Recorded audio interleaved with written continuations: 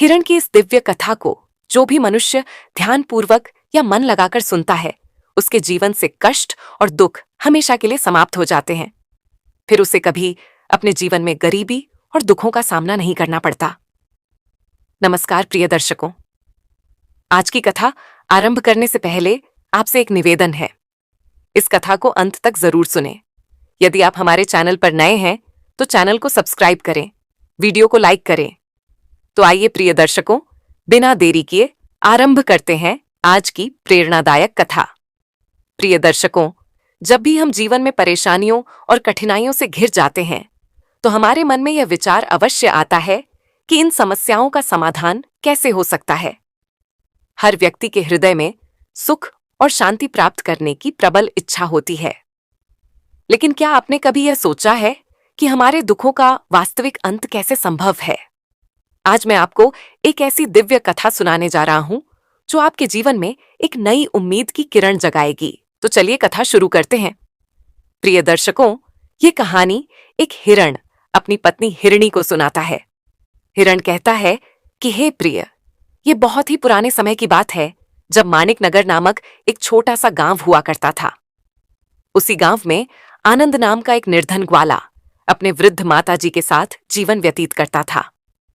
उसके पिता का साया बचपन में ही सिर से उठ चुका था, जिसके कारण उसकी मां ने ही कठिन परिश्रम करके उसे पाला पोसा और खुद का भी भरण पोषण किया। किंतु समय किसी के लिए नहीं ठहरता और अब वृद्धावस्था के कारण उसकी मां के लिए मेहनत मजदूरी कर पाना संभव नहीं रहा।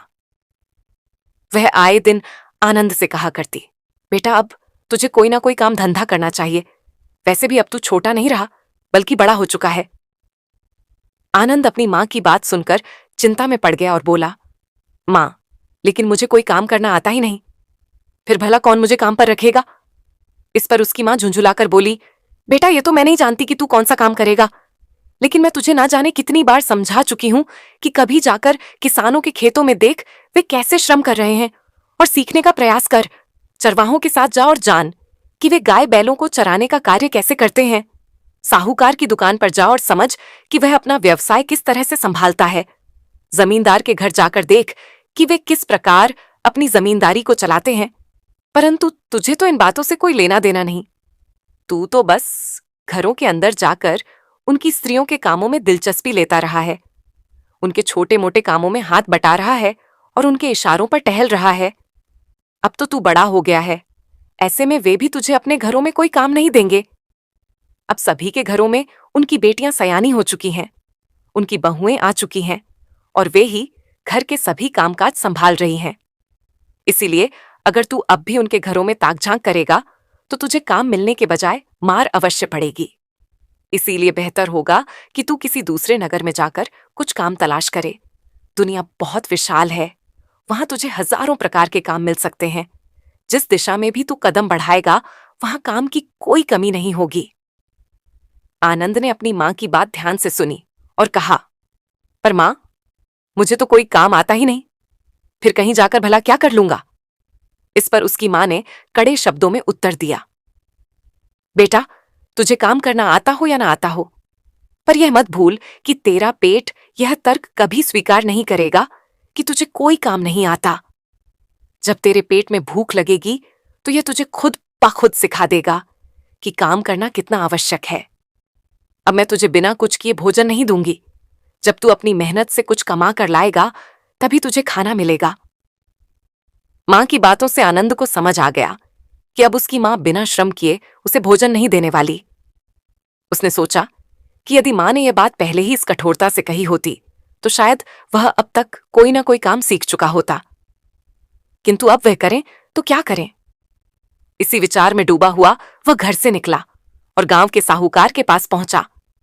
उसने हाथ जोड़कर निवेदन किया, साहूकार काका, क्या आपके पास मेरे लिए कोई काम हो सकता है?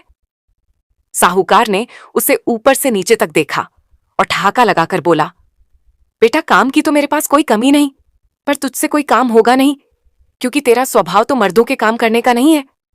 तू तो स्त्रियों के कामों में अधिक रुचि रखता है। वैसे भी अब मेरे घर में बहू आ चुकी है तो साहूकारनी को भी तेरी कोई आवश्यकता नहीं रही। मेरा सुझाव है कि तू गांव के जमींदार के पास जा, उनके यहाँ बहुत से बेकार के काम पड़े रहते हैं। बिना मतलब के वे धान की बोरियां इस कोठी से उस कोठी में रखवाते हैं। शायद वहां तुझे कुछ काम मिल जाए। आनंद को यह सुनकर निराशा हुई, क्योंकि वह पहले से ही जानता था कि जमींदार उसे कोई काम नहीं देगा। जमींदार तो हमेशा यही कहता था, आनंद बेटा, चाची के पास ही रहा कर, उसकी कोई जरूरत हो तो उसकी सहायता कर दिया कर। लेकिन अब कई वर्षों से वह उधर गया ही नहीं था। जमींदार की बेटी भी अब बड़ी हो चुकी होगी और स्वयं अपनी मां का ध्यान रख रही होगी। ऐसे में अब वहां उसकी कोई आवश्यकता नहीं रह गई थी। आनंद पूरे दिन गांव में इधर उधर भटकता रहा, परंतु उसे कहीं भी कोई काम नहीं मिला। जब शाम को वह निराश होकर घर लौटा तो उसकी मां गुस्से से बोली, मैंने तुझसे पहले ही कह दिया था कि गांव में तुझे कोई काम नहीं मिलने वाला, फिर भी तू बेकार इधर उधर भटक कर वापस चला आया। मैं तुझे बिना कमाई के घर में घुसने नहीं दूंगी। अब मेरी बात मान और बाहर के गांवों में जा, नगर में जाकर काम खोज, वहां तुझे अवश्य ही कोई ना कोई काम मिल जाएगा। अब आनंद ने मन ही मन ठान लिया कि उसकी मां उसे घर में चैन से रहने नहीं देगी। चाहे कुछ भी हो जाए, उसे अब कहीं ना कहीं तो जाना ही पड़ेगा। आदमी की यही तो सबसे बड़ी समस्या होती है कि जब वह उम्र के पड़ाव पर पहुंचता है तो उसकी सोच विचार करने की शक्ति कम हो जाती है और वह उल्टे सीधे फैसले लेने लगता है। उसकी मां पर भी उम्र का प्रभाव स्पष्ट रूप से दिखने लगा था। इसीलिए वह अब आनंद से किसी न किसी तरह का काम करने की जिद पकड़ चुकी थी।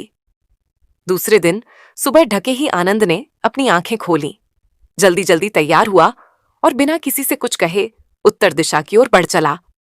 वह लगातार चलता रहा, मगर उसे खुद नहीं पता था कि वह जा कहां रहा है। ऐसा इसीलिए था क्योंकि इससे पहले उसने कभी घर छोड़कर कहीं बाहर कदम ही नहीं रखा था। इसीलिए उसे इस बात की बिल्कुल भी जानकारी नहीं थी कि आगे कोई और गांव है, कोई जंगल है या फिर कोई बड़ा शहर। वह बस चलता ही जा रहा था, जैसे किसी अनजान रास्ते की ओर बढ़ता जा रहा हो। रास्ते में कई छोटे बड़े गांव मिले, कुछ घने पेड़ पौधों से ढके इलाके भी दिखाई दिए, मगर आनंद ने कहीं भी रुकने की जरूरत महसूस नहीं की। उसका मन बस आगे बढ़ते जाने का ही था। जब सूरज ढलने लगा और आकाश में हल्की हल्की अंधकार की परछाइयां उभरने लगीं, तब उसने सोचा कि अब उसे किसी भी नजदीकी गांव में ठहर जाना चाहिए।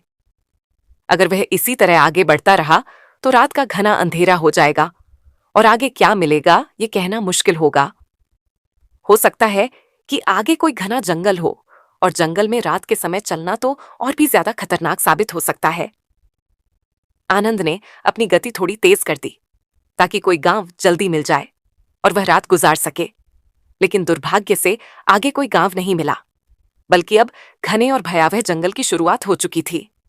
चारों ओर अंधकार फैल चुका था और दूर दूर तक पेड़ों के अलावा कुछ भी नजर नहीं आ रहा था। ये देखकर आनंद का दिल तेजी से धड़कने लगा। उसे एहसास हुआ कि उससे बहुत बड़ी भूल हो गई है। उसे पिछले गांव में ही रुक जाना चाहिए था, जहां उसे कम से कम किसी घर का सहारा मिल सकता था। मगर अब जब वह जंगल के अंदर आ चुका था तो वापस लौटना भी संभव नहीं लग रहा था और आगे बढ़ना भी किसी खतरे से खाली नहीं था। आनंद असमंजस में पड़ गया कि आखिर वह करे तो क्या करे। कई विचार उसके मन में उमड़ घुमड़ रहे थे, लेकिन आखिरकार उसने हिम्मत जुटाई और जंगल में और अंदर जाने लगा। कुछ ही दूरी तय करने के बाद उसकी आंखें चमक उठीं। उसे वहां एक घर नजर आया। उसे ऐसा लगा जैसे किसी ने उसके जीवन की सबसे बड़ी समस्या का समाधान कर दिया हो।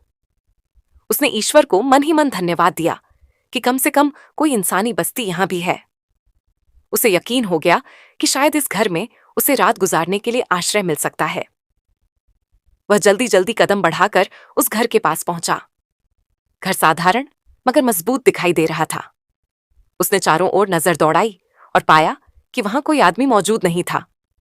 केवल एक सयानी लड़की उस घर में अकेली थी। वहां कोई अन्य व्यक्ति दिखाई नहीं दे रहा था। अब आनंद के लिए यह सोचने का विषय था कि वह इस लड़की से अपने ठहरने की अनुमति कैसे मांगे। अगर लड़की को गलतफहमी हो गई तो वह शोर मचा सकती है और गांव के अन्य लोग उसे पकड़कर बुरी तरह पीट भी सकते हैं। जिंदगी भी अजीब पहेलियों से भरी हुई है। एक समस्या समाप्त नहीं होती कि दूसरी उसके सामने आकर खड़ी हो जाती है। आनंद बहुत देर तक उस घर के बाहर खड़ा होकर विचार करता रहा। वह उलझन में था कि यदि इस समय किसी ने उसे इस तरह रात के अंधेरे में एक लड़की के घर के सामने खड़ा देख लिया तो उसकी मुश्किलें और बढ़ सकती हैं। कुछ देर सोचने के बाद उसने निश्चय किया कि जो भी अंजाम हो वह लड़की से ही रुकने की अनुमति मांगेगा। हिम्मत जुटाकर आनंद घर के अंदर गया और हाथ जोड़कर बोला, देवी जी, मैं एक साधारण मुसाफिर हूं। चलते चलते रात हो गई और मैं इस जंगल में फंस गया हूं। मुझे शहर जाना था, मगर रास्ते में यह जंगल पड़ गया और मैं भटक कर यहां आ पहुंचा हूं। कृपया मुझ पर दया कीजिए और मुझे बस एक रात के लिए ठहरने की जगह दे दीजिए। आपकी इस कृपा के लिए मैं जीवन भर आभारी रहूंगा। लड़की ने आनंद को ध्यान से देखा। सामने खड़ा यह युवक गजब का सुंदर और आकर्षक था। लड़की के मन में विचार आया कि काश उसका विवाह इसी युवक से हो जाता तो उसका जीवन धन्य हो जाता। मगर अगले ही पल उसे अपनी सोच पर झटका लगा और वह स्वयं से कहने लगी कि आखिर मैं क्या सोच रही हूं। अगर पिता ने इसे मेरे घर में देख लिया तो वे इसे जिंदा नहीं छोड़ेंगे और शायद गुस्से में मुझे भी दंड दे दें। आदमी की जिंदगी भाग्य पर ही निर्भर करती है। यदि भाग्य में कुछ ना लिखा हो तो सामने रखा भोजन भी इंसान के हाथ नहीं आता। उसके घर में खुद चलकर इतना सुंदर युवक आया है, मगर वह उससे प्रेम तो क्या कोई सामान्य बातचीत भी नहीं कर सकती। लड़की ने अपनी भावनाओं को काबू में रखते हुए आनंद से कठोर स्वर में कहा, तुम कहते हो कि मुसाफिर हो, मगर इस जंगल में क्या कर रहे हो? और तुमने कहा कि तुम शहर जा रहे थे, पर तुम्हें शायद पता नहीं कि इस जंगल के उस पार भी कोई शहर नहीं है। शहर तो यहां से पश्चिम दिशा में स्थित है। फिर तुम उत्तर दिशा में भटकते हुए यहां तक कैसे आ गए? तुम्हें तो पीछे के गांव में ही रुक जाना चाहिए था। मैं तुम्हें अपने घर में रुकने की अनुमति नहीं दे सकती, क्योंकि मैं अकेली लड़की हूं। भला मैं किसी अनजान आदमी को अपने घर में कैसे ठहरने दूं? आनंद ने हाथ जोड़ते हुए विनम्रता से कहा, देवी जी, मैं कोई बुरा आदमी नहीं हूं। मैं आपके साथ कोई गलत व्यवहार नहीं करूंगा। मैं केवल रात भर रुकना चाहता हूं। कृपया मुझ पर विश्वास करें और मुझे ठहरने दें। लड़की ने चिंतित स्वर में कहा, मेरा बापू आने ही वाला है। यदि वे आ गए और उन्होंने तुम्हें मेरे घर में देख लिया तो वे तुम्हें जिंदा नहीं छोड़ेंगे और बेवजह मैं भी संकट में पड़ जाऊंगी। इसीलिए तुम यहां से चले जाओ जितनी जल्दी हो सके। आनंद ने निराश होकर सिर झुका लिया और कहा, ठीक है, मैं चला जाता हूं, मगर कृपया मेरे बारे में अपने पिता से कुछ मत कहना। कहीं ऐसा ना हो कि वे मुझे खोजने निकल पड़े। आनंद अभी पलटा ही था कि अचानक लड़की का पिता दरवाजे पर आ गया। उसने आनंद को देखते ही गरजते हुए कहा, खबरदार, अगर यहां से एक कदम भी आगे बढ़ाया तो अभी इसी जगह तुम्हारी खोपड़ी तोड़ दूंगा। फिर उसने गुस्से से अपनी बेटी की ओर देखा और कड़क आवाज में बोला, अच्छा, तो मेरे घर में यह सब हो रहा है। जब मैं घर पर नहीं होता तो यहां लड़कों को बुलाया जाता है। लड़की घबरा गई और रोते हुए बोली, नहीं बापू, मैंने इस लड़के को नहीं बुलाया। मैं इसे जानती तक नहीं कि यह कौन है और कहां से आया है। यह तो बस एक भटका हुआ मुसाफिर है। वह क्रोधित आदमी गुस्से से आग बबूला होते हुए गरज कर बोला, मुझे मूर्ख बनाने की कोशिश मत करना। मैंने अपने कानों से सब कुछ साफ साफ सुन लिया है। यह लड़का कह रहा था कि इस बात को पिता से मत बताना, और तुमने हामी भरते हुए कहा कि नहीं बताऊंगी। बस इतनी ही बात तुम दोनों की पिटाई के लिए काफी है। मैं तुम दोनों को इतना बुरी तरह पीटूं कि तुम्हारी चमड़ी खुद ब खुद उधड़ जाए। मैं तुम्हारे टुकड़े टुकड़े कर दूंगा। काट काट कर तुम्हारा मांस जानवरों को खिला दूंगा ताकि तुम्हारी हड्डियों का भी नामो निशान ना रहे। लड़की ने दुख और गुस्से से कांपते हुए कहा, अगर आपको मुझे मारना ही है तो तुरंत मार डालिए। वैसे भी मैं आपकी असली बेटी नहीं हूं, तो भला आपको मुझसे कोई ममता क्यों होगी? जब मेरे असली मां बाप ने ही मुझसे ममता नहीं दिखाई तो आपसे क्या उम्मीद करूं? मैं आपकी होती कौन हूं? अगर मैं आपकी अपनी सगी बेटी होती तो आप एक बार भी मेरे बारे में गलत विचार मन में नहीं लाते। मगर आप तो हर वक्त मुझ पर शक की नजर रखते हैं, जैसे मैं कोई गुनाह कर रही हूं। अब देर मत कीजिए, मुझे अभी मार डालिए, मगर इस बेचारे लड़के को जाने दीजिए। यह सचमुच एक राहगीर है, एक भटका हुआ मुसाफिर है, और अतिथि का वध तो उसके दुश्मन भी नहीं करते। आदमी लड़की की बात सुनकर कुछ पल के लिए ठिठक गया, फिर भौचक्का होकर बोला, यह तुम क्या कह रही हो कि तुम मेरी बेटी नहीं हो? अरे, तुम मेरी ही बेटी हो। भले ही मैंने तुम्हें युद्ध के मैदान में पड़ा पाया था, लेकिन मैंने ही तुम्हें अपनी संतान मानकर पाला-पोसा है। तुम्हारे सुख-दुख का हमेशा ध्यान रखा है। तुम्हारी हर छोटी बड़ी जरूरत का ख्याल रखा है। मैं जो कुछ भी करता हूं, अच्छा हो या बुरा, वह सिर्फ तुम्हारे भले के लिए ही करता हूं।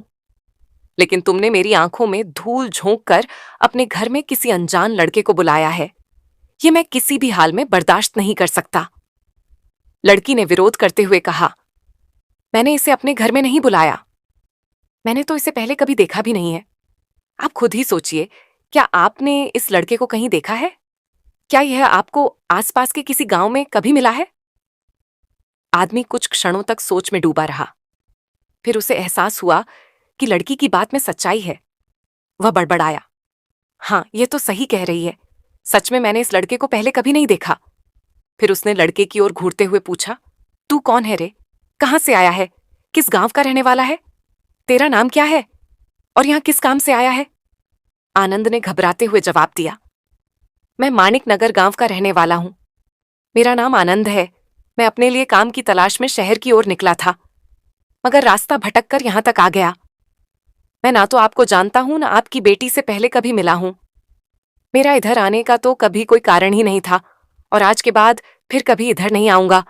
आप मेरी बात पर विश्वास कीजिए और मुझ पर कृपा करके मुझे जाने दीजिए। आदमी ने गहरी नजरों से आनंद को देखा और गंभीर स्वर में बोला, ऐसे कैसे जाने दूं? रात के वक्त आखिर कहां जाएगा? आनंद ने तुरंत उत्तर दिया, कहीं भी चला जाऊंगा, चाहे किसी पेड़ के नीचे ही क्यों ना रात गुजारनी पड़े, मगर अब इस घर में एक पल भी नहीं रुकूंगा। आदमी ठहाका लगाकर हंसते हुए बोला, मुझे मालूम है कि मैं बुरा आदमी हूं, एक चोर हूं, पर इतना भी निर्दय नहीं कि रात में किसी राहगीर को घर से बाहर निकाल दूं। मैं जानता हूं कि रात के अंधेरे में जंगल बहुत खतरनाक हो सकता है। ये सुनते ही आनंद के कान खड़े हो गए। उसके दिल की धड़कन तेज हो गई। बाप रे, ये आदमी सचमुच चोर डाकू है। तब तो इसके घर में ठहरना खतरे से खाली नहीं है। उसके दिमाग में यह सोचते ही डर की लहर दौड़ गई। अगर मैं यहां ठहरा तो यह मुझे लूट सकता है, मार सकता है। हालांकि उसके पास ऐसा कुछ नहीं था जो लूटा जा सके, लेकिन फिर भी चोरों और बदमाशों से तो भिखारी भी सतर्क रहते हैं, क्योंकि उन्हें लूट जाने का सबसे ज्यादा डर होता है। आनंद ने घबरा कर कहा, मैं आपके घर किसी भी कीमत पर नहीं ठहर सकता। मुझ पर दया कीजिए और मुझे अब जाने दीजिए। लेकिन चोर आदमी के मन में कुछ और ही योजना थी। उसने सोचा, अरे वाह, इतनी बड़ी किस्मत, इतना सुंदर और तंदुरुस्त लड़का मेरे हाथ लग गया है। इसे अगर मैं डरा धमकाकर अपने घर में रोक लूं तो इससे अपनी बेटी सीमा का विवाह करवा सकता हूं। ऐसा रूपवान लड़का तो ढूंढने से भी नहीं मिलेगा। भगवान झूठ ना बुलवाएं, यह तो किसी राजा के घर में जन्म लेने लायक था। मगर इसकी किस्मत सीमा के साथ बंधी है तो राजा कैसे हो सकता है? अब इसे बस अपना दामाद बना ही डालना चाहिए। आदमी ने आंखें तरेड़ते हुए कहा, रात के अंधेरे में कहां जाएगा? तुझे कोई जंगली जानवर पकड़कर खा जाएगा, फिर पछताएगा। आनंद ने तुरंत जवाब दिया, ना नहीं, मैं यहां नहीं ठहर सकता। जंगली जानवर भले ही कितने खतरनाक हों, मगर वे आप जैसे भयानक नहीं हो सकते। चोर आदमी ने गुस्से से हंसते हुए कहा, ओह, तो तुझे मैं खतरनाक लगता हूं? क्या तेरे बाप का राज चलता है जो यहां से भाग जाएगा? चुपचाप घर के अंदर जा और सीमा के साथ मिलकर भोजन तैयार कर, फिर खाना खाकर आराम से सो जा। कल सुबह जहां मन हो चले जाना। अगर मेरी बात नहीं मानी तो बहुत मारूंगा। आनंद को यह बात बिल्कुल अच्छी नहीं लगी। वह पैर पटकते हुए गुस्से में बड़बड़ाया, लेकिन उसके पास और कोई चारा नहीं था। रात को जंगल में अकेले भटकना तो और भी ज्यादा खतरनाक था। कम से कम यहां उसे एक सुरक्षित जगह और भोजन मिल रहा था, और अब तो आदमी ने उसे बेटी के साथ भोजन बनाने की भी अनुमति दे दी थी, जो उसके लिए राहत की बात थी। आनंद ने सीमा के साथ मिलकर भोजन बनाने की तैयारी शुरू कर दी। उसने गौर से देखा तो पाया कि सीमा वास्तव में बहुत खूबसूरत लड़की थी। भले ही वह जंगल में पली बढ़ी हो, मगर उसकी सुंदरता किसी राजकुमारी से कम नहीं थी। उसकी आंखों में एक अजीब सी चमक थी और उसकी मासूमियत आनंद को हैरान कर रही थी। आनंद सोचने लगा, ये लड़की जंगल में पैदा हुई, यहीं पली बढ़ी, मगर इसकी सुंदरता किसी रानी से कम नहीं है। आनंद मन ही मन तरह तरह की बातें सोच रहा था। वह विचारों के समुद्र में गोते लगाते हुए खुद से कहने लगा कि अगर उसे कोई अच्छी नौकरी मिल जाती, वह पैसा कमाने लगता, तो यह सीमा उसके लिए एक उपयुक्त जीवन संगिनी साबित हो सकती थी। मगर यह सब तो भाग्य का खेल है। किस्मत अगर साथ ना दे तो हाथ में आया लड्डू भी छीनकर कोई और ले उड़ता है। दुनिया में हर इंसान को उसकी मनपसंद पत्नी नहीं मिला करती, और अक्सर जिसे वह दिल से चाहता है वही उसे कभी नसीब नहीं होती। उसने अपने मन को यह सोचकर समझा लिया कि आखिर सीमा एक चोर की बेटी है, और उसके बारे में सोचकर खुद को तकलीफ देना बिल्कुल बेकार है। इस मन का भी अजीब हाल है। जहां भी कोई सुंदर लड़की देखता है, वहीं उसे अपना मानने की जिद पकड़ लेता है। लेकिन अगर इंसान मन के कहे पर चलने लगे तो उसे हर रोज 1000 जूते खाने पड़ेंगे। और फिर इस सीमा का पिता तो एक शातिर चोर है। अगर उसे जरा भी कोई गलत शंका हो गई तो बिना पलक झपकाए काट डालेगा। मेरा क्या है, आज की रात यहां गुजर रही है, कल की रात कहां बितानी पड़ेगी, इसका कोई भरोसा नहीं। यही सब सोचते सचते आनंद खाना खाकर सो गया। उधर चोर अपनी बेटी सीमा के पास आया और धीमे स्वर में बोला, बेटी, यह आनंद बहुत ही खूबसूरत और हट्टा कट्टा नौजवान है। मैंने इसे तेरे लिए पसंद कर लिया है। पर यह अपने मन का मालिक है, हमारे कहने से यहां रुकने वाला नहीं है। लेकिन अगर तुम चाहो और पहल करो तो यह कहीं नहीं जाएगा। सीमा चौंक गई और विरोध करते हुए बोली, नहीं नहीं, मैं इस झमेले में नहीं पड़ने वाली।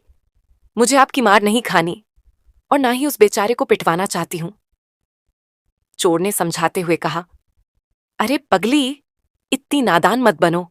ऐसे मौके बार बार नहीं आते, वह भी बिना किसी मेहनत के। तुम जानती हो कि मैं एक बुरा आदमी हूं, एक कुख्यात चोर हूं। समाज में कोई भी शरीफ इंसान मेरे साथ बैठना तक पसंद नहीं करता। तो फिर मैं तेरी शादी की बात भला किसी भले घर के लड़के से कैसे कर सकता हूं? कोई भी इज्जतदार लड़का किसी चोर की बेटी से विवाह नहीं करेगा, और फिर मेरा भी कोई भरोसा नहीं। किसी दिन राजा के सैनिकों के हाथ लग गया तो बाकी की जिंदगी जेल में सड़ते हुए ही कटेगी। भगवान ने इस लड़के को तेरे लिए ही भेजा है। नहीं तो सोच, शहर जाने वाला आदमी रास्ता भटक कर शहर से 50 मील दूर इस घने जंगल में कैसे आ सकता था? सीमा ने दुखी होकर कहा, बापू, तुम ये बुरा काम करना छोड़ क्यों नहीं देते? क्या कोई और अच्छा काम नहीं कर सकते? चोर ने गहरी सांस भरते हुए जवाब दिया, अगर तुम आनंद से किसी तरह विवाह कर लेती हो तो मैं उसी दिन से चोरी छोड़ दूंगा। यह मेरा वादा है। सीमा ने एक पल सोचा, फिर दृढ़ स्वर में बोली, अगर आप सचमुच चोरी छोड़ देंगे तो मैं आनंद से विवाह करने के लिए तैयार हूं। चोर दिन के उजाले में अपने घर में बहुत कम ही रहा करता था। वह जंगल के किसी गुप्त ठिकाने में जाकर छिपता था और रात के अंधेरे में चोरी करने निकलता था। अपने चोरी किए हुए सामान को भी जंगल के ही किसी सुरक्षित स्थान पर छिपाकर रखता था, और केवल जरूरत के अनुसार ही कुछ सामान घर लाता था। उसके घर में कोई ऐसा सामान नहीं था जिसे देखकर कोई कह सके कि यह चोरी का है। फिर भी चाहे बाहरी लोग उसकी हकीकत ना जानते हो, लेकिन गांव के स्थानीय लोग भली भांति जानते थे कि यह आदमी असल में एक चोर है। सुबह होते ही चोर जंगल की ओर निकल गया। इधर जैसे ही आनंद की नींद खुली, वह झटके से उठकर खड़ा हो गया। उसकी नजर सामने खड़ी सीमा पर पड़ी। वह विनम्रता से बोला, देवी, आपका बहुत बहुत धन्यवाद जो आपने मुझे अपने घर में एक रात के लिए शरण दी। अब मैं चलता हूं। सीमा ने मुस्कुराकर कहा, आप ऐसे कैसे चले जाओगे? आप अभी कहीं नहीं जा सकते। आनंद चौंक गया। क्यों? ऐसा क्या हुआ? सीमा ने हल्की मुस्कान के साथ कहा, आप खुद समझ जाइए कि मुझे क्या हो गया है, और ताज्जुब की बात यह है कि आपको कुछ भी महसूस नहीं हुआ। आनंद ने सिर झटकते हुए कहा, ना, नहीं, मुझे तो कुछ भी महसूस नहीं हुआ। सीमा ने उसे चुनौती भरे लहजे में कहा, अच्छा, तो अपने दिल पर हाथ रखकर सच सच बताइए, क्या आपको सच में कुछ भी नहीं हुआ? आनंद ने घबरा कर कहा, ना नहीं, मैं ऐसी किसी भी बात के बारे में सोच भी नहीं सकता। मुझे तुम्हारे पिता के हाथों पिटना नहीं है। सीमा ने मुस्कुरा कर कहा, अब मेरे पिता तुम्हें कुछ नहीं कहेंगे। उन्होंने मुझे इजाजत दे दी है कि अगर मुझे आनंद पसंद है तो मैं उससे विवाह कर सकती हूं। अब आप मेरे साथ ही रहिए, क्योंकि मैं आपसे प्रेम करने लगी हूं। आनंद हैरानी से बोला, क्या मुझे पागल कुत्ते ने कांटा है जो मैं विवाह करूं? ना मेरे पास कोई स्थायी ठिकाना है, ना कोई नौकरी धंधा। मैं तो अभी रोजगार की तलाश में निकला हूं। अभी तो मैं मरने के बारे में भी नहीं सोच सकता। विवाह तो बहुत दूर की बात है। सीमा ठंडी सांस भरते हुए बोली। मैंने कब पूछा कि आपका बायोडाटा क्या है? आपके पास घर है या नहीं? बंगला है या नहीं? खेत है या नहीं? बाग बगीचा है या नहीं? यह सब बातें वे लड़कियां पूछती हैं जिन्हें दौलत से प्यार होता है। मुझे धन दौलत की कोई परवाह नहीं। मुझे सिर्फ आपसे प्रेम है, और अगर हम साथ होंगे तो मेहनत से कमाकर कहीं भी 2 वक्त की रोटी खा लेंगे। आनंद ने अपना सिर पकड़ लिया और तेज स्वर में कहा, नहीं नहीं, मैं तुम्हारी बातों में नहीं आने वाला। मैं जा रहा हूं। आनंद से नाराजगी जताते हुए सीमा बोली, ठीक है, अगर तुम यहां रुकना नहीं चाहते तो कोई बात नहीं। अगर तुम्हें मैं पसंद नहीं हूं तो भी मुझे कोई शिकायत नहीं, मगर जाने से पहले मेरा एक छोटा सा काम कर दो। आनंद ने सहमति जताते हुए कहा, हाँ हाँ बोलो। आखिर तुम्हारे घर में एक रात बिताने का एहसान मुझ पर है, तो इतना तो मेरा फर्ज बनता ही है कि तुम्हारे किसी काम आ सकूं। बताओ क्या करना है? सीमा गंभीर स्वर में बोली, मैं इस दरवाजे के ठीक सामने लेट जाऊंगी। तुम बस मुझे लांग कर चले जाना। आनंद ये सुनते ही चौंक गया और विरोध में सिर हिलाते हुए बोला, यह तुम कैसी बातें कर रही हो? मैं किसी भी लड़की का अपमान भला कैसे कर सकता हूं? स्त्रियां तो लक्ष्मी का रूप मानी जाती है, देवी स्वरूप होती हैं। राम राम, तुम्हें ऐसा बोलना भी नहीं चाहिए। सीमा ने उसकी ओर तिरस्कार से देखा और व्यंग भरे लहजे में बोली, तुम एकदम सही कह रहे हो। लड़की सच में लक्ष्मी स्वरूपा होती है, इसीलिए उसका अपमान नहीं किया जाना चाहिए, लेकिन उसके दिल को बेरहमी से तोड़ा जा सकता है ना? जाओ, अब मुझसे कोई बात मत करना। खुदगर्ज लोग बहुत देखे, लेकिन तुम जैसा कोई नहीं। इतना कहकर वह झटके से मुड़ी और तेजी से घर के अंदर चली गई। आनंद को जैसे होश आया, उसने माथा पीट लिया और खुद से बड़बड़ाने लगा, अरे ये मैंने क्या कर दिया? वह एक लड़की होकर मुझे खुलेआम निमंत्रण दे रही थी, मुझसे विवाह की बात कर रही थी, और मैं मूर्ख बनकर अपने ही हाथों से यह मौका गंवा बैठा। अब तो वह मुझसे नाराज होकर चली गई, शायद अब मुझसे कभी बात भी ना करे। और फिर यह चोर की बेटी हुई तो क्या हुआ? मुझे कौन उसके पिता से शादी करनी थी? मैं उसे अपने साथ ले जाता, मां भी बहुत खुश होती। मगर अब तो लगता है कि मैंने यह अनमोल अवसर हमेशा के लिए खो दिया है। अब इसे कैसे मनाऊं? कहीं वह मेरी बात भी ना सुने। आनंद कुछ देर घर के बाहर खड़ा रहा, मन ही मन उधेड़बुन में लगा रहा कि अंदर जाकर सीमा से बात करें या नहीं। लेकिन तभी सीमा खुद बाहर निकल आई और ताना मारते हुए बोली, अरे अभी तक गए नहीं? यही खड़े क्या कर रहे हो? अगर तुम ये सोच रहे हो कि इस तरह खड़े रहने से मैं तुम्हारे लिए भोजन बनाने वाली हूं, तो यह तुम्हारी भूल है। लड़की का अपमान करने वालों के लिए अब मेरे घर में कोई जगह नहीं है। जल्दी निकल जाओ यहां से। हालांकि सीमा यह सब ऊपरी मन से कह रही थी। जब वह पैर पटकते हुए घर के अंदर गई थी, तब उसका अपना दिल भी धड़क रहा था कि कहीं आनंद सचमुच उसे छोड़कर ना चला जाए। इसी डर से उसने तुरंत ही बाहर आकर देखा। जब उसे घर के बाहर खड़ा पाया तो उसका दिल खुश हो गया। अब उसे भरोसा हो गया कि आनंद कहीं जाने वाला नहीं है, इसलिए वह उसे ताने मारने लगी थी। आनंद ने उसकी आंखों में झांका और धीमे स्वर में कहा, अकेला कैसे जाऊं? मेरा दिल तो तुमने अपने पास रख लिया है, चाहकर भी मेरे कदम आगे नहीं बढ़ रहे। अब तो मैं तुम्हें अपने साथ लेकर ही यहां से जाऊंगा। सीमा ने ठंडी सांस लेते हुए कहा, अब मेरी खुशामद करने की कोई जरूरत नहीं। मैं इतनी जल्दी मानने वालों में से नहीं हूं। मैं कभी जल्दी नाराज नहीं होती, और अब जब पहली बार किसी से नाराज होने का मौका मिला है तो कम से कम 1-2 हफ्ते तो लगेंगे मानने में। चलो अंदर, घर के बाहर तमाशा मत करो। और हां, अब 1 सप्ताह तक खाना तुम्हें ही बनाना पड़ेगा। आनंद मन ही मन मुस्कुराया और सोचा, अभी तो गुस्से में है, कोई बात नहीं, बाद में आराम से बात करूंगा। 1-2 दिन में अपने पिता से सलाह लेकर विवाह के लिए मना लूंगा और फिर इसे अपने घर ले जाऊंगा। बहुत अच्छी लड़की है, गुस्से में भी बेहद सुंदर लगती है। अब बस सही मौका देखकर इसे मनाना होगा। आनंद ने बहुत मेहनत से स्वादिष्ट खाना बनाया और सीमा को खुश करने के लिए उसे बड़े प्यार से परोस दिया। सीमा ने बिना किसी झंझक के खाना खाया और उंगलियां छांटती रह गई। असल में वह सामान्य खाना बनाना तो जानती थी, लेकिन स्वादिष्ट और उम्दा खाना बनाना उसे नहीं आता था। आनंद के हाथों का बना भोजन उसे बहुत पसंद आया, जिससे वह मन ही मन बहुत खुश हुई। सीमा ने शर्माते हुए कहा, मैं चाहती हूं कि जितना जल्दी हो सके मैं तुम्हारी पत्नी बन जाऊं, लेकिन विवाह की बात मैं खुद अपने पिता से नहीं कर सकती। आज शाम जब मेरे पिता आएंगे तो कोई मजबूरी बताकर उनसे कह देना कि आज रात में ही हमारा विवाह करा दें। अगर तुम ऐसा करोगे तो वह मना नहीं करेंगे। फिर हम कल ही यहां से तुम्हारे घर के लिए निकल चलेंगे। शाम होते ही जब चोर घर लौटा तो आनंद ने हिम्मत जुटाकर कहा, मैं चाहता हूं कि मैं सीमा से विवाह कर लूं। आनंद की बात सुनते ही चोर का चेहरा क्रोध से लाल हो गया। वह दहाड़ते हुए बोला, क्या कहा तू मेरी बेटी से विवाह करेगा? तेरी इतनी हिम्मत? फिर वह गुस्से से सीमा की ओर मुड़ा और गरज कर बोला, सीमा, मेरी तलवार लेकर आओ। आनंद की तो हालत खराब हो गई। उसकी सिट्टी पिट्टी गुम हो गई। उधर सीमा चुपचाप घर के अंदर गई और बोली, आई बाबू, अभी लाई, और सच में नंगी तलवार लेकर आ गई। आनंद ये देखकर कांप उठा। वह मन ही मन सोचने लगा, हे भगवान, ये बाप बेटी दोनों ही बहुत खतरनाक निकले, पर बेटी तो बाप से भी ज्यादा खतरनाक है। एक बार में ही तलवार उठा लाई। अब तो ये चोर मुझे जिंदा नहीं छोड़ेगा।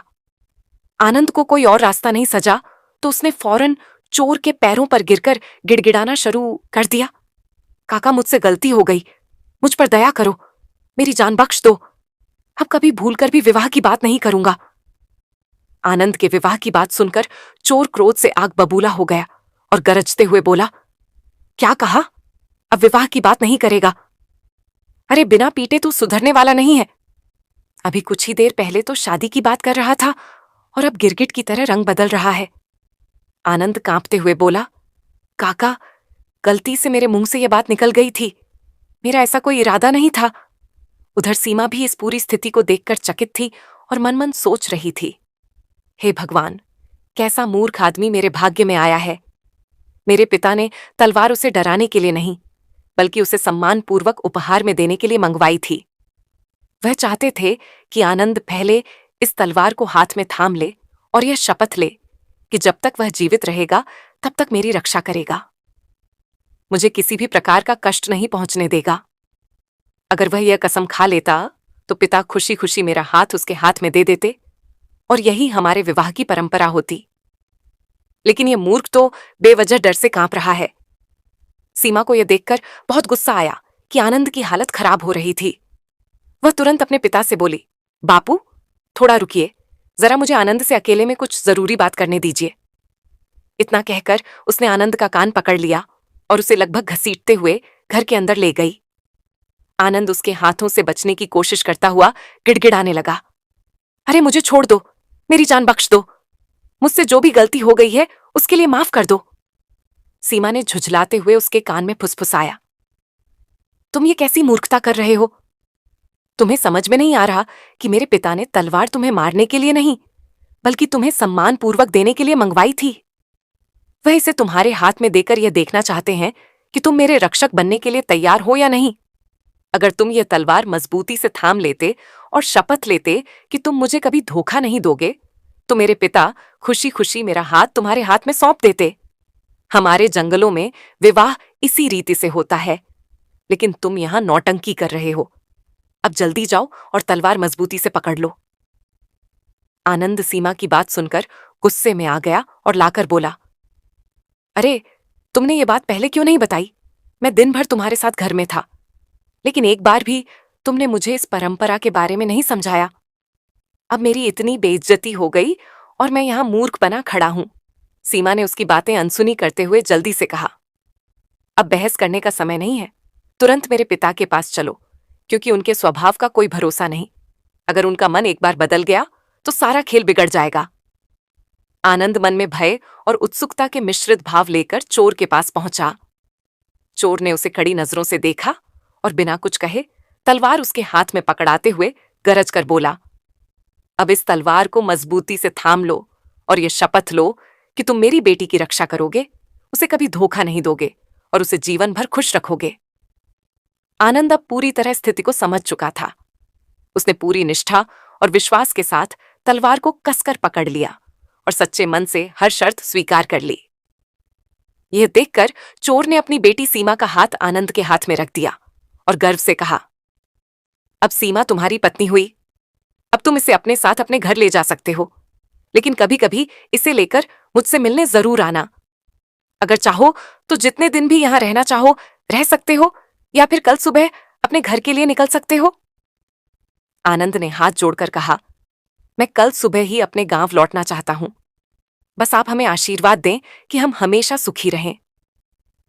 चोर ने उन्हें स्नेहपूर्वक आशीर्वाद दिया और अपने घर के अंदर चला गया। उस रात आनंद और सीमा पतिपत्नी के रूप में पहली बार एक ही कमरे में रहे। दोनों के जीवन का यह नया अध्याय था। सुबह होते ही आनंद अपनी पत्नी सीमा के साथ गांव के लिए रवाना हो गया। दिन भर की यात्रा के बाद जब वह अपने घर पहुंचा तो रात हो चुकी थी। उसकी मां बगिया खाना खाकर सोने की तैयारी कर रही थी कि अचानक आनंद अपनी नवविवाहिता पत्नी को लेकर घर में दाखिल हुआ। बगिया अपनी बहू को देखकर खुशी से झूम उठी। वह अपने बेटे को भी देखकर फूल ही नहीं समा रही थी। उसने मुस्कुराते हुए कहा, बेटा, मुझे तुझसे कभी कोई नौकरी करने या कमाने की उम्मीद नहीं थी। मेरे पास इतनी दौलत है कि अगर मेरे पोते भी सारी उम्र बैठे बैठे खाएं तो भी वह खत्म नहीं होगी, लेकिन मैं वह धन तुझे नहीं देना चाहती थी। उसे मैं अपनी बहू को ही सौंपना चाहती थी। आनंद यह सुनकर हैरान रह गया और चकित होकर बोला, तो मां, तुमने मुझे घर से दूर इसलिए भेजा था ताकि मैं बहू लेकर आऊं, क्योंकि जब तक मैं गांव में था तब तक शादी करने का नाम भी नहीं ले रहा था।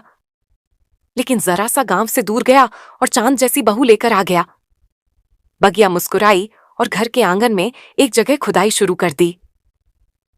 कुछ ही देर में उसने वहां से एक पुराना संदूक निकाला।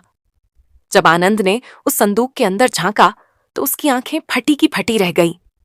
उसमें भारी मात्रा में सोना, चांदी और बहुमूल्य रत्न भरे हुए थे। वह लगभग बेहोश होने की हालत में आ गया और हक्का बक्का रहकर बोला, मां, तुमने इतनी बड़ी दौलत मुझसे छिपा कर रखी थी। तुम खुद भी दूसरे के घर काम करती रही और मुझे भी दर दर भटकने दिया। आखिर ऐसा क्यों किया? बगिया गंभीर स्वर में बोली, बेटा, यह एक बहुत बड़ा रहस्य है। उचित समय आने पर मैं तुम्हें इस धन का रहस्य जरूर बताऊंगी, लेकिन अभी मेरा पहला कर्तव्य मेरी बहू की देखभाल करना है। पहले उसे हर तरह की खुशियां देनी है। आनंद अब अपने घर में चैन से रहने लगा। जल्द ही उसने अपने लिए एक सुंदर और बड़ा घर बनवा लिया। उसके जीवन में स्थिरता और समृद्धि आने लगी। कुछ ही समय बाद वह पिता भी बन गया। उसके घर में एक पुत्र का जन्म हुआ, जिसने उसकी खुशी को और भी बढ़ा दिया। आनंद ने जंगल के पास एक उपजाऊ खेत भी खरीद लिया और वहीं पर एक गौशाला भी बनवाई। इस तरह उसके संघर्षों का अंत हुआ और खुशियों से भरी एक नई शुरुआत हुई। यह देखकर अजीब लगने लगा कि आनंद अब ज्यादातर रातें गौशाला में ही बिताने लगा था। वह पहले की तरह कभी घर नहीं आता था। ये वही आनंद था जो अपनी पत्नी सीमा से बेइंतहा प्यार करता था। लेकिन अब तो महीनों बीत गए, फिर भी उसने एक बार भी घर की चौखट पार नहीं की थी। यहां तक कि वह अपने नन्हे बच्चे को देखने भी नहीं आया था। सीमा के मन में धीरे धीरे चिंता गहराने लगी कि आखिर ऐसा क्या हुआ जो आनंद ने घर आना ही छोड़ दिया। एक दिन जब यह बेचैनी असहनीय हो गई तो उसने अपनी सास बगिया से कहा, मां जी, मेरे मन में एक अजीब सी शंका जन्म ले रही है। आनंद ना जाने क्यों घर नहीं आ रहे, ना हमारी कोई सुध ले रहे हैं। लगता है वह किसी दूसरी औरत के चक्कर में पड़ गए हैं। उनके व्यवहार में जो बदलाव आया है वह मुझे बिल्कुल अच्छा नहीं लग रहा। अब इस राज को जानने के लिए मैं खुद ही गौशाला जाऊंगी और वहां छिपकर यह देखूंगी कि आखिर आनंद रात भर वहां करता क्या है। बगिया ने गहरी सांस ली और गंभीर स्वर में कहा, बेटी, मुझे भी यह बात कुछ अजीब लग रही है। तेरी शंका शायद गलत नहीं है। जरूर कुछ न कुछ गड़बड़ चल रही है। अगर समय रहते कुछ नहीं किया गया तो तेरा सुहाग खतरे में पड़ सकता है। तू खुद इस रहस्य से पर्दा उठा और अपने घर को बर्बाद होने से बचा ले। सीमा ने उसी समय तय कर लिया कि वह इस रहस्य का पता लगाएगी। दिन के समय जब आनंद गौशाला में नहीं था, तब वह वहां चुपचाप जाकर एक कोने में छिप गई धीरे धीरे शाम ढली और रात गहराने लगी। कुछ समय बाद आनंद जंगल से अपनी गायों को लेकर वापस आया और रोज की तरह उन्हें खूंटे से बांधने लगा। फिर वह वहीं एक कोने में लेटकर सो गया। आधी रात के समय जब सब कुछ शांत था, तभी सीमा ने देखा कि सफेद झक उजले वस्त्र पहने एक रहस्यमय स्त्री चुपचाप गौशाला में दाखिल हुई। उसकी चाल अजीब सी थी, जैसे वह हवा में तैरती हुई आ रही हो। वह सीधे आनंद के पास पहुंची और उसके कान में कुछ फुसफुसाने लगी। तभी आनंद अचानक जागा और जैसे किसी सम्मोहन में आ गया हो, वह बिना कुछ सोचे समझे उस स्त्री के पीछे पीछे चल दिया। सीमा चौंक गई। उसने फौरन अपनी जगह से निकलकर उनका पीछा करना शुरू कर दिया। वह चाहती थी कि देखे आनंद इस रहस्यमय स्त्री के साथ कहां जा रहा है और क्यों। लेकिन कच्ची दरी तक पीछा करने के बाद अचानक वे दोनों अंधेरे में गायब हो गए। सीमा इधर उधर देखने लगी, लेकिन उसे कुछ भी दिखाई नहीं दिया। ऐसा लगा जैसे वे दोनों हवा में घुलकर ओझल हो गए हों। हाथ मलते हुए वह गौशाला में वापस लौटी और गहरी सोच में डूब गई। अब उसे पूरा यकीन हो गया था कि यह कोई साधारण स्त्री नहीं थी, बल्कि कोई खतरनाक चुड़ैल थी जिसने आनंद को अपने वश में कर लिया था। वह मन ही मन सोचने लगी, अगर मैं आनंद से इस बारे में झगड़ा करूंगी तो ये चुड़ैल उसे मुझसे हमेशा के लिए छीन भी सकती है। मैं उसे ऐसे ही भगवान के भरोसे नहीं छोड़ सकती। मुझे इस रहस्य की पूरी सच्चाई जाननी होगी, लेकिन इस भेद को कोई साधारण व्यक्ति नहीं खोल सकता।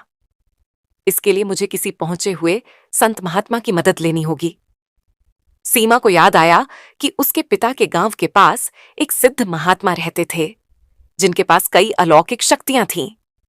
विवाह से पहले वह उनसे एक बार मिल चुकी थी, जब उन्होंने भविष्यवाणी की थी, तेरा विवाह बिना किसी कठिनाई के हो जाएगा। तेरा राजकुमार खुद तुझे ढूंढता हुआ तेरे पास आएगा और तुझे अपने साथ ले जाएगा। लेकिन अब वही सपनों का राजकुमार किसी दुष्ट आत्मा के चंगुल में फंस चुका था। सीमा का हृदय व्याकुल हो उठा। उसने स्वयं से संकल्प लिया, अब उसे बचाना मेरा धर्म है। मैं उसकी पत्नी हूं। यह मेरा कर्तव्य है कि किसी भी विपत्ति से उसकी रक्षा करूं।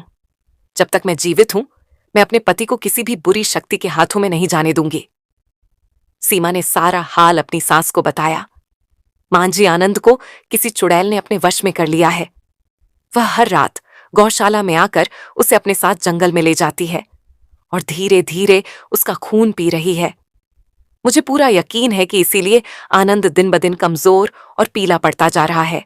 हमें जल्दी ही कुछ करना होगा, नहीं तो वह उसे पूरी तरह खत्म कर देगी। बगिया चिंता में पड़ गई और बोली, बेटी, मैं अब बूढ़ी हो चुकी हूं। मेरे बस का कुछ नहीं है। अब यह जिम्मेदारी तुझ पर ही आ गई है। तुझे ही कोई उपाय निकालना होगा। अगर कोई मदद कर सकता है तो वे कोई सिद्ध महात्मा ही कर सकते हैं। सीमा ने तुरंत फैसला किया। ठीक है मांझी, अब देर करने का समय नहीं है। मुझे अपने पिता के गांव जाना होगा। वहां पास के जंगल में एक पहुंचे हुए महात्मा रहते हैं। मैं उन्हीं के पास जाकर इस समस्या का समाधान पूछूंगी। अगली सुबह सीमा अपनी सास से अनुमति लेकर अपने मायके के लिए निकल पड़ी। लेकिन जब वह वहां पहुंची तो उसे यह सुनकर झटका लगा कि उसके पिता अब उस घर में नहीं रहते थे। कोई व्यक्ति बोला, तेरे पिता अब एक महात्मा के आश्रम में रहने लगे हैं। सीमा तुरंत उस आश्रम के लिए निकल पड़ी। वहां पहुंचकर उसने अपने पिता को देखा और उनके गले लगकर अपना हाल कह सुनाया।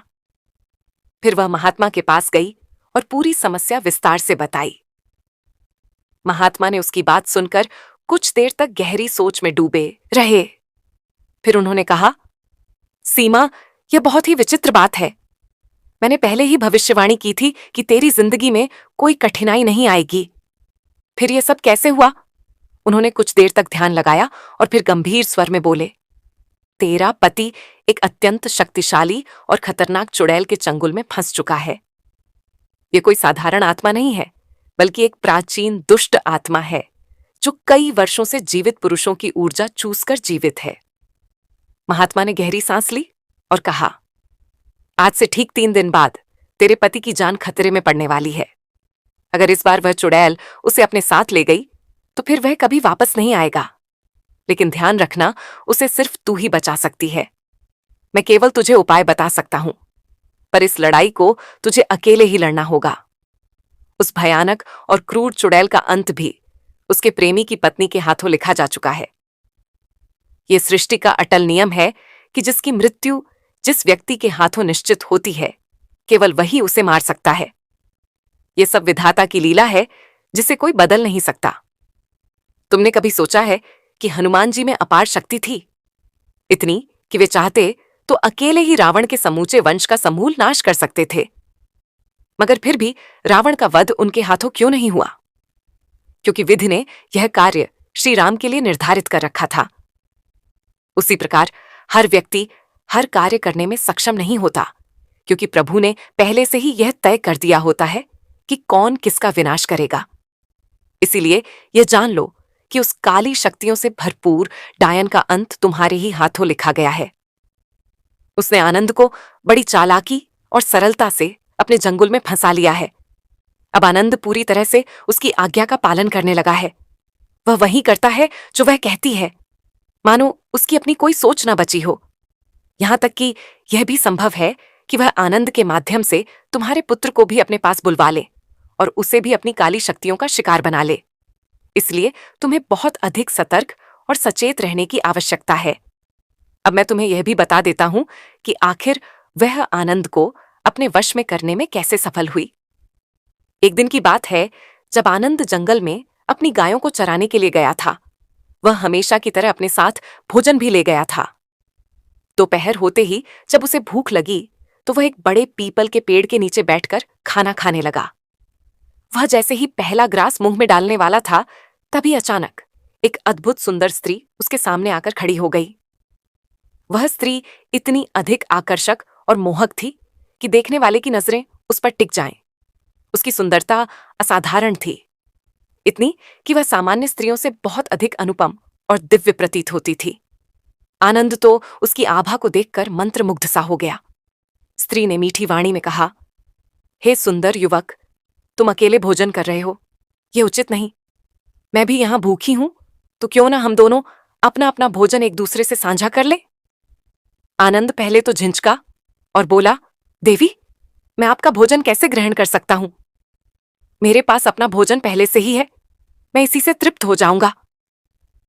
उस स्त्री ने मुस्कुराते हुए मधुर स्वर में कहा, यही तो मैं भी कह रही हूं कि तुम्हारे पास भोजन है और मेरे पास भी भोजन है, तो क्या यह अच्छा नहीं होगा कि हम दोनों इसे आपस में बांटकर खाएं? यह तो प्रेम और सौहार्द की निशानी है। आनंद उसकी मोहक बातों से मोहित हो गया और उसकी बात को अस्वीकार नहीं कर सका। यही तो वह मायावी चुड़ैल चाहती थी कि किसी भी तरह से आनंद उसका भोजन एक बार भी ग्रहण कर ले। बस इतना होते ही आनंद पूरी तरह से उसके वश में आ गया। उसके हृदय और मस्तिष्क पर पूरी तरह उस स्त्री का प्रभाव छा गया। अब वह जहां भी उसे बुलाती थी, आनंद बिना किसी संकोच के दौड़ा चला जाता था। वह उसके साथ वैसा ही व्यवहार करती थी जैसा एक पत्नी अपने पति के साथ करती है। अब उस दुष्ट आत्मा का अंतिम लक्ष्य यह है कि किसी तरह आनंद को मारकर उसे अपने लोक में ले जाए और उसके साथ हमेशा हमेशा के लिए अपना जीवन व्यतीत करें। वह अपने कार्य को पूरा करने के लिए हर संभव प्रयास कर रही है, और यदि उसे रोका नहीं गया तो वह अपने मकसद में सफल हो जाएगी। लेकिन अब समय आ गया है कि तुम उसे हमेशा के लिए मिटा दो, उसे इस धरती से समाप्त कर दो। सीमा ने महात्मा की बातें सुनकर गंभीर स्वर में कहा, बाबा, यदि यह सच है तो कृपया मुझे कोई उपाय बताइए ताकि मैं उस राक्षसी को समाप्त कर सकूं। बिना किसी उपाय के मैं कुछ नहीं कर पाऊंगी। महात्मा ने कुछ देर ध्यान लगाया और फिर बोले, बेटी, मेरे पास एक अत्यंत सिद्ध ताबीज है जो हर बुरी शक्ति से तुम्हारी रक्षा करेगा। यह ताबीज अनेक साधनाओं के बाद तैयार किया गया है और इसमें अपार शक्तियां हैं। इसे अपने गले में धारण कर लो, यह तुम्हारी हर समस्या का समाधान करेगा। उन्होंने आगे समझाया, जब भी तुम किसी दुष्ट शक्ति का नाश करना चाहो तो इस ताबीज को अपने दाहिने हाथ में पकड़ लेना और इसे आदेश देना, हे ताबीज, अपनी अपार शक्ति से इस दुष्ट आत्मा का नाश कर दो। जिस भी दुष्ट का अंत तुम चाहोगी, यह ताबीज उसे नष्ट कर देगा। लेकिन एक बात ध्यान रखना, जब तुम्हें लगे कि अब इस ताबीज की जरूरत नहीं है तो इसे मेरे पास लौटा देना, और यदि तुम चाहो तो इसे जीवन भर अपने पास रख सकती हो। लेकिन इसके लिए रोज इसकी पूजा करनी होगी। इसके बाद महात्मा ने गंभीर स्वर में कहा, अब जाओ बेटी, अब समय नष्ट मत करो। इस कार्य में जितनी देर होगी खतरा उतना ही बढ़ता जाएगा। तुम्हारे लिए विलंब करना बिल्कुल भी उचित नहीं होगा। सीमा ने महात्मा द्वारा दिया गया ताबीज अपने गले में पहन लिया और फिर महात्मा तथा अपने पिता से विदा लेकर अपने घर के लिए रवाना हो गई। घर पहुंचने पर उसने अपनी सास बगिया से कहा, मां जी, मैं उपाय लेकर आ चुकी हूं। अब मैं आज ही उस डायन का अंत कर दूंगी। आज शाम को मैं गौशाला में जाकर अपने पति को वापस लाने की कोशिश करूंगी और यदि वह चुड़ैल वहां आई तो उसे वहीं खत्म कर दूंगी। शाम होते ही सीमा अपने पति के लिए भोजन लेकर गौशाला पहुंची। आनंद उसे वहां देखकर चौंक गया। उसने हैरानी से पूछा, सीमा, तुम यहां कैसे आ गई? तुम तो कभी गौशाला में नहीं आती। आज अचानक तुम्हें क्या हो गया जो यहां चली आई हो? सीमा ने गंभीर स्वर में कहा, आनंद, तुम 1 महीने से अधिक समय से घर नहीं आई हो। क्या तुम्हें यह भी एहसास नहीं कि तुम्हारी पत्नी को भी तुम्हारी जरूरत होती है? मैं इतने दिनों तक अकेली कैसे रह सकती हूं? आज तुम मेरे साथ घर चलो। आनंद की आंखों में उदासी छा गई। उसने ठंडी सांस लेते हुए कहा, सीमा, तुम मेरी मजबूरी को समझने की कोशिश करो। मैं अब घर नहीं आ सकता। मुझे भूल जाओ। अब मैं तुम्हें कभी नहीं मिल सकता। सीमा ने दृढ़ता से कहा, यह तुम कैसी बात कर रहे हो आनंद? मैं तुम्हें भूल जाऊं? यह तो असंभव है। मैं जीवन भर तुम्हारे साथ रहूंगी, चाहे जो भी हो जाए। आनंद ने भारी स्वर में कहा, सीमा, मेरी बात समझने की कोशिश करो। मेरे कारण तुम्हारी जान को बड़ा खतरा हो सकता है। मैं एक बहुत बड़ी मुसीबत में फंस चुका हूं, जिससे निकल पाना मेरे लिए मुश्किल हो गया है। इसीलिए तुम मुझसे दूर चली जाओ और मुझे मेरे हाल पर छोड़ दो। सीमा ने गहरी सांस लेते हुए जवाब दिया, मैं तुम्हारी धर्मपत्नी हूं, जीवन संगिनी हूं। मैंने हर परिस्थिति में तुम्हारा साथ निभाने का व्रत लिया है। मुझे तुमसे कोई भी शक्ति अलग नहीं कर सकती, चाहे वह मृत्यु ही क्यों ना हो। यदि आवश्यक हुआ तो मैं एक सम्राट से भी लड़ सकती हूं, लेकिन तुम्हारा साथ नहीं छोड़ सकती। इसलिए या तो तुम मेरे साथ घर चलो या फिर मैं तुम्हारे साथ यहीं गौशाला में रहूंगी। आनंद ने हताश होकर कहा, सीमा, पागल मत बनो। मेरी मजबूरी को समझो और मेरी खातिर यहां से घर लौट जाओ। सीमा ने आंखों में अडिग विश्वास लिए उत्तर दिया, आज मैं तुम्हारे लिए ही यहां आई हूं।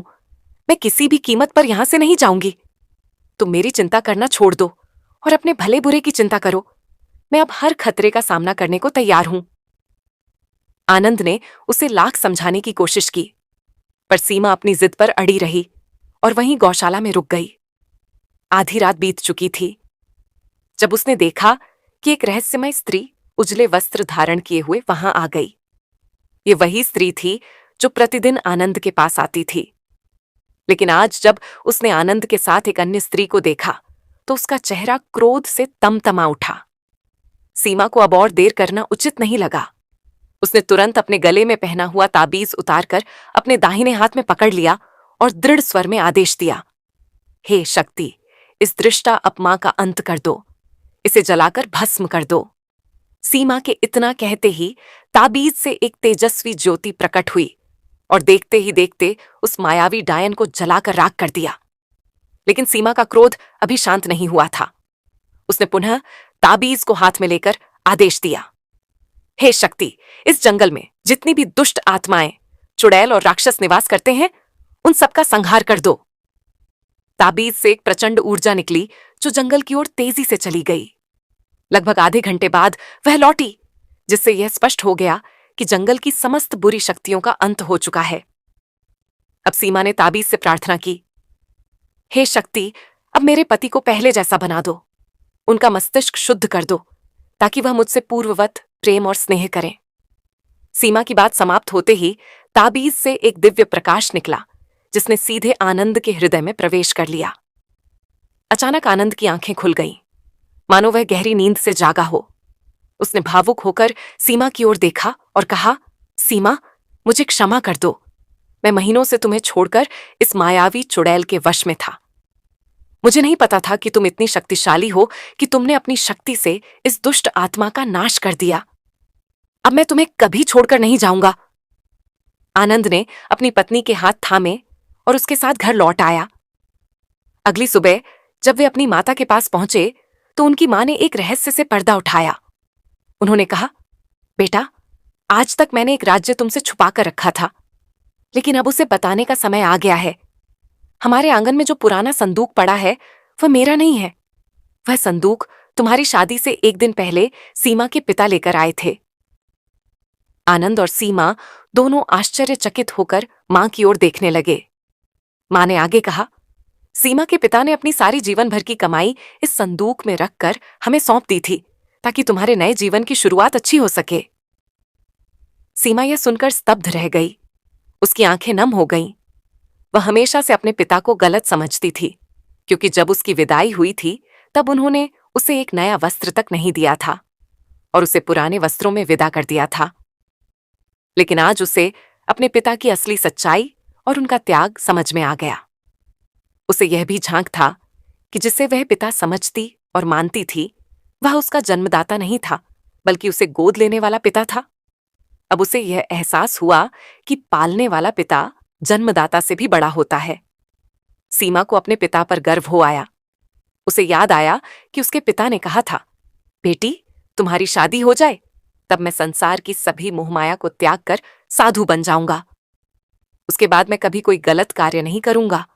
और वास्तव में वे अपने वचन के अनुसार गृहस्थ जीवन त्याग कर सन्यास की राह पर चले गए थे। इस सत्य का ज्ञान होने के बाद सीमा और आनंद एक दूसरे को देखकर मुस्कुराए। उन्होंने संकल्प लिया कि अब वे हमेशा एक दूसरे का साथ निभाएंगे। आनंद और सीमा अपने सुखी और शांतिपूर्ण दाम्पत्य जीवन में वापस लौट आए, जहां प्रेम, विश्वास और पारिवारिक सुख की ज्योति हमेशा प्रज्वलित रही। तो प्रिय दर्शकों, हमारी आज की यह कहानी यहां समाप्त होती है। हम उम्मीद करते हैं कि आपको हमारा आज का यह वीडियो, आज की यह कहानी पसंद आई होगी और आप इससे ढेर सारी प्रेरणा लेंगे। मिलते हैं अगली ज्ञान चर्चा के साथ अगले वीडियो में। तब तक के लिए नमस्कार। धन्यवाद।